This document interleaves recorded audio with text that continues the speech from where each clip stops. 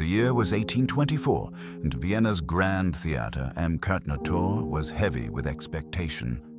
Every seat was filled.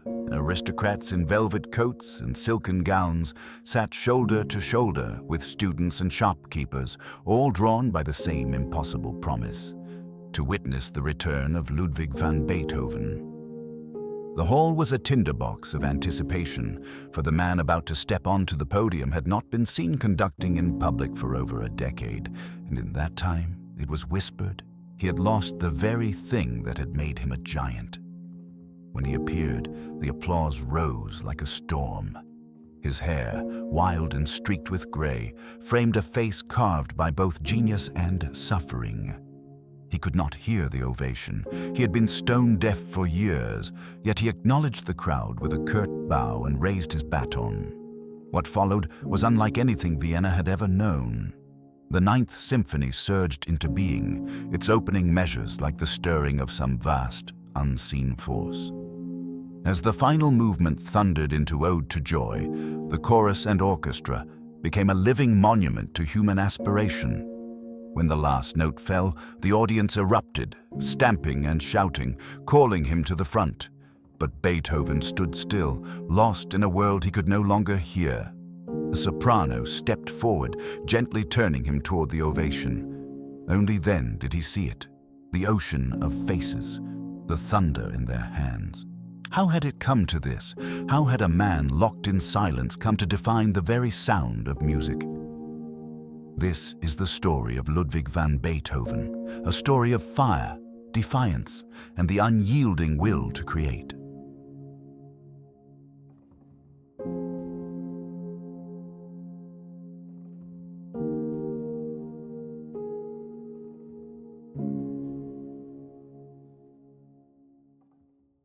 Bonn, in the winter of 1770, was a small but cultured city on the banks of the Rhine. A place where the court of the electorate of Cologne kept a modest but active musical life. In a narrow house on Bonngasse, amid the sound of carriage wheels on frozen streets, Ludwig van Beethoven entered the world. His father, Johann, was a tenor in the court chapel, a man with ambition but not the discipline to match it. He had heard of Mozart's prodigious triumphs and resolved that his own son would follow the same path, whether the boy wished it or not. Lessons began early and were relentless. Even as a small child, Ludwig was made to stand on a bench to reach the keyboard, his father barking corrections late into the night. Sometimes neighbors would recall the boy's tears.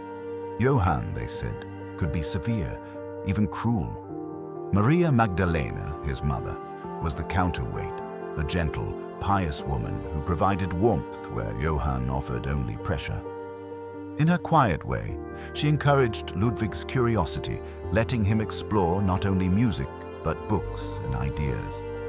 By the age of 7, Beethoven was performing in public, his small hands darting across the harpsichord keys with a precision that startled audiences. He began learning violin and organ as well, absorbing every sound Bonn's modest but vibrant music scene could offer. The Enlightenment was in the air. Philosophy, political thought, and a sense that the world could be remade. These ideas found their way into the boy's mind, though he could scarcely know how deeply they would shape the music he would one day write. Beethoven's first true mentor arrived in the form of Christian Gottlob Niefe, a thoughtful and learned man who became court organist in Bonn. Niefe recognized the boy's rare gift and took him under his wing. He placed before him a volume of Johann Sebastian Bach's well-tempered clavier, 24 preludes and fugues that were a universe in themselves. To young Beethoven, it was a revelation. Here was music that seemed to contain all the laws of nature and all the depths of human thought. By 12, Ludwig was appointed assistant court organist, his hands now equally adept at the ornate complexities of the organ loft and the fiery improvisations that would become his signature. At the same time, he began to publish small works, sets of variations and modest piano pieces, each hinting at a restless mind seeking greater challenges. In 1787, a rare opportunity arose, a trip to Vienna, the city at the very heart of Europe's musical life. Accounts differ, but there is a tantalizing possibility that he met Mozart there. One story, unverified yet irresistible, claims that after hearing Beethoven play, Mozart remarked, "Watch out for that boy. One day he will give the world something to talk about." But Beethoven's time in Vienna was cut short. News came that his mother was gravely ill. He returned to Bonn to find her in her final days, and when she died, Ludwig, barely 17, became the mainstay of his household. The responsibility fell heavy. His father, sinking into alcoholism, could not be relied upon. Beethoven's music became both refuge and necessity, a way to keep the household afloat and to carve out a place for himself in a world that was suddenly far less forgiving. In 1792, with the French Revolution shaking the old order and Austria bracing for change, Beethoven left Bonn for Vienna. The Elector himself had granted permission, and the young musician carried letters of introduction to the city's finest masters. His destination was the home of Joseph Haydn, the father of the symphony, freshly returned from triumphs in London. Under Haydn's tutelage, Beethoven honed his craft, though the relationship was not without tension. Haydn's methods were patient and structured.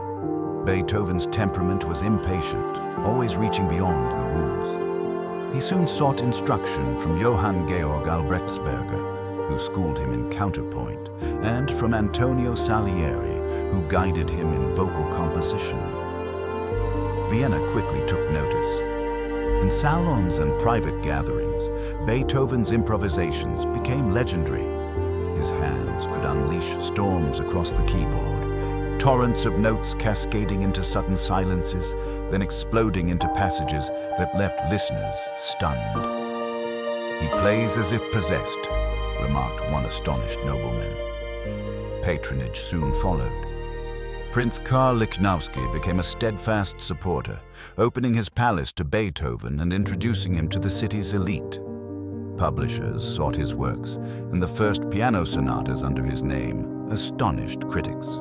They were classical in form, but within them lurked a new intensity, a voice that was already straining at the limits of tradition. Beethoven was no longer merely a promising newcomer. He was a force Vienna could not ignore.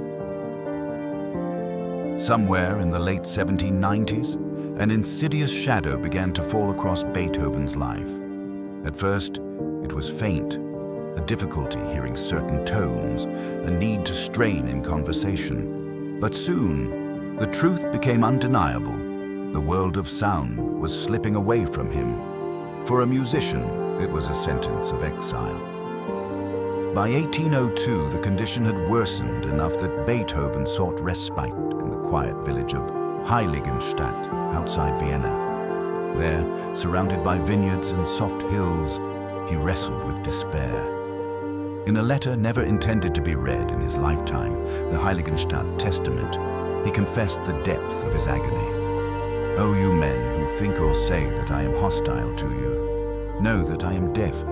For me there is no recreation in human society.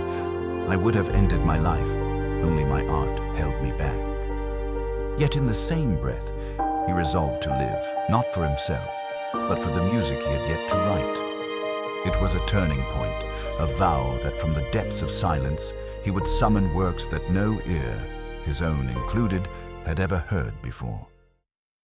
From this moment, Beethoven's music began to change. It grew more personal, more urgent. The elegance of the classical style gave way to bold contrasts, sudden shifts, and a sense of drama that mirrored his own battles. Deafness might steal the sound from his ears, but it could not silence the music in his mind. By the first years of the new century, Beethoven had entered what scholars call his heroic period, a chapter marked by boldness and defiance. In 1804, he completed his Third Symphony, a work so vast in scale and emotional range that it seemed to break the mold entirely. He had dedicated it to Napoleon Bonaparte, whom he admired as a champion of liberty. But when news reached Vienna that Napoleon had crowned himself emperor, Beethoven's admiration turned to fury. In a fit of anger, he seized the title page and tore away Napoleon's name, declaring, "So he is no more than a common mortal.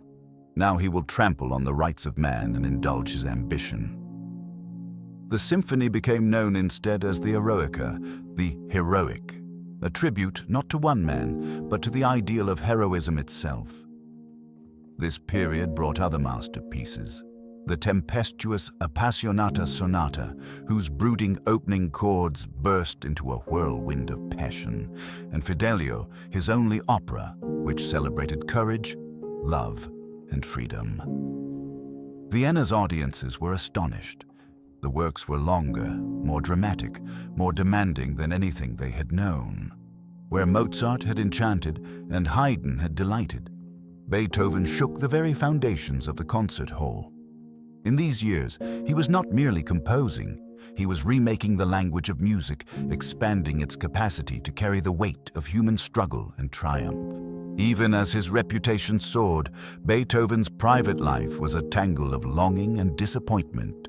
His heart was restless, drawn to women of intellect and spirit, yet again and again his affections met an impasse, barriers of class, circumstance, or the shadows of his own temperament. In July 1812, he wrote an impassioned letter to an unnamed woman, signing it, "Your ever faithful, immortal beloved." The letter, found among his papers after his death, has fueled centuries of speculation. Was she Antonie Brentano, the cultured wife of a Frankfurt merchant? Or Josephine Brunswick, the aristocratic piano pupil he had once courted? Whoever she was, she remained beyond his reach, a reminder that even a genius could not orchestrate his own happiness. His family life was equally fraught. When his brother Caspar died in 1815, Beethoven sought guardianship of his teenage nephew Karl. The ensuing legal battle with Karl's mother dragged on for years, marked by bitterness and courtroom defeats. Beethoven won custody, but the victory was hollow. Karl, caught between warring adults, grew resentful, and the relationship faltered. All the while, his health worsened. Chronic abdominal pain, likely from lead poisoning, sapped his strength. His deafness left him increasingly isolated, forcing him to communicate through conversation books, in which visitors wrote their questions and remarks. Yet from this solitude, music poured forth. The Seventh Symphony burst with rhythmic vitality, prompting composer Richard Wagner, years later, to call it the apotheosis of the dance.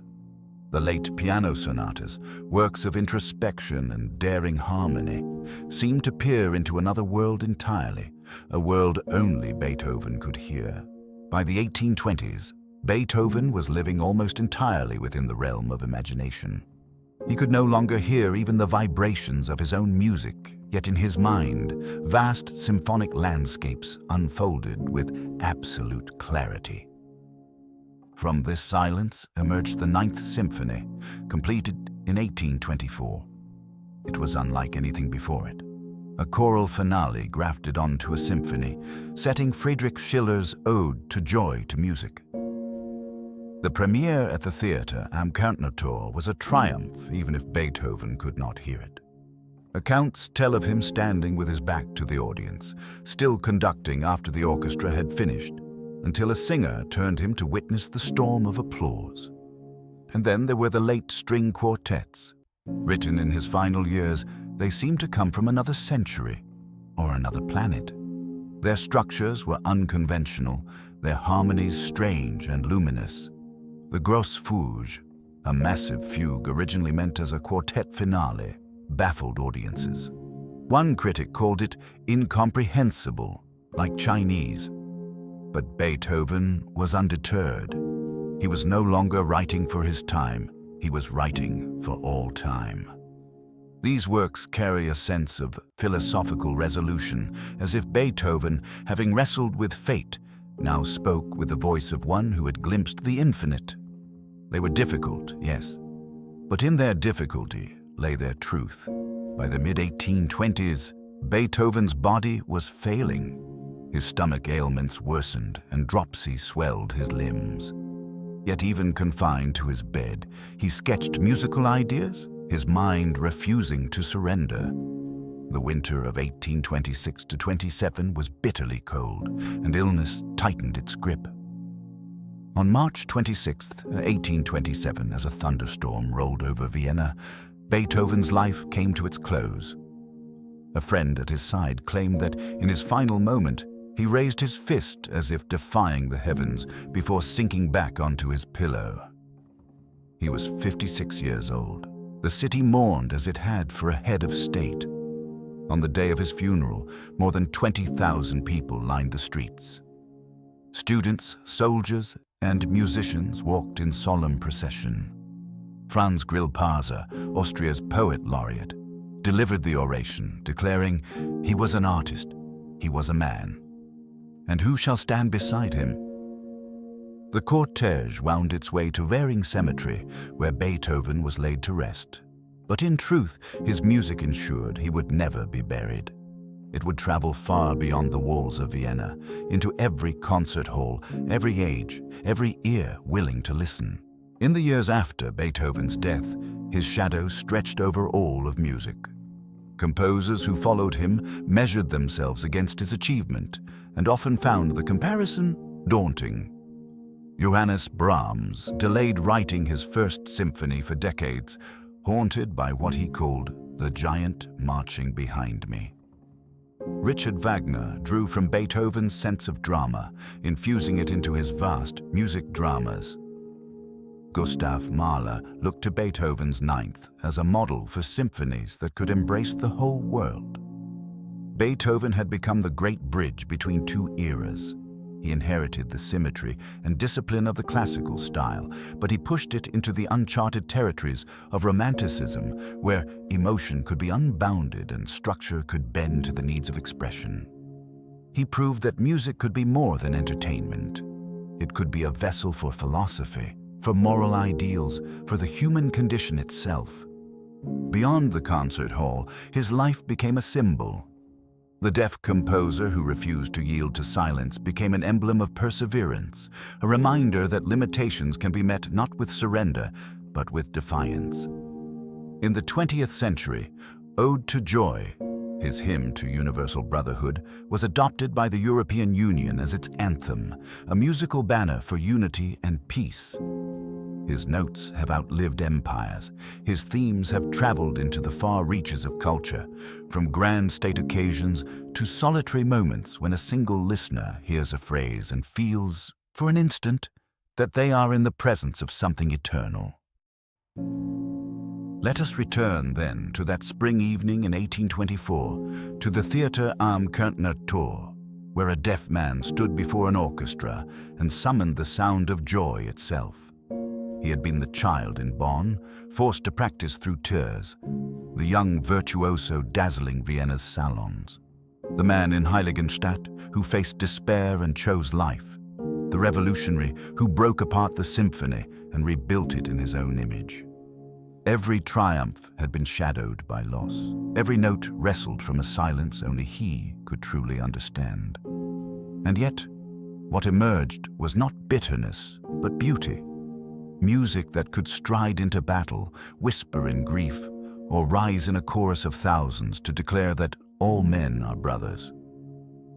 Beethoven's life invites a question that lingers still. Is genius born from the absence of obstacles, or from the way we face them? Perhaps the answer lies in the music itself. Music forged in struggle, yet forever speaking of hope. As the applause thundered around him that night, Beethoven could not hear it. But perhaps, in some deeper sense, he did.